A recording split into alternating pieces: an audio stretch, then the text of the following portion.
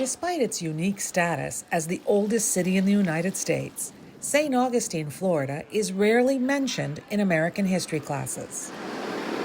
I think it's because it's Spanish colonial history that we're talking about. Some people might say it's Anglo-biased.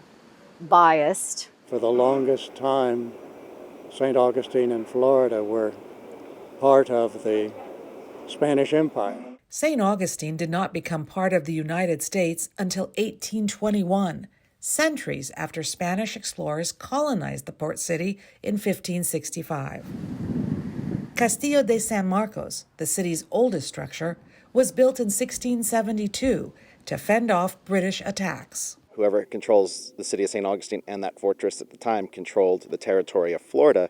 The far more modest Fort Matanzas, built by the Spanish in 1742, guarded the city's rear entrance. Just a back entryway, make sure no surprises sail in it. Both forts are now big draws for tourists, a main source of income for the city. More than 3 million people visited St. Augustine between July 2021 and June 2022. Stop number 10, the Lightning Museum. Many are day trippers. The city wants them to stay longer.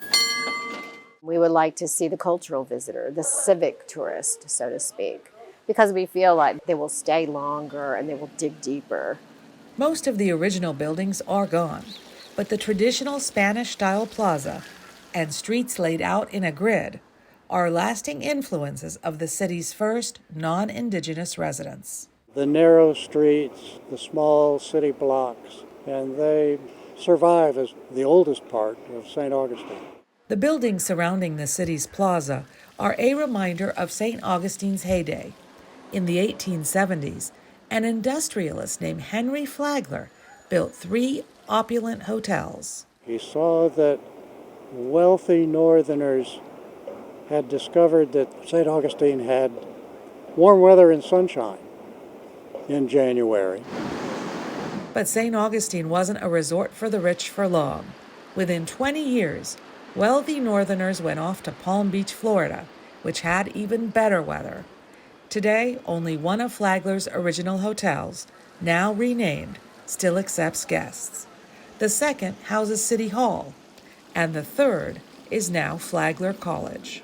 As to the future, will America's oldest city finally get the recognition it deserves? St. Augustine and Florida have been neglected for a long time, although that's changing a bit as our horizons have broadened in recent days.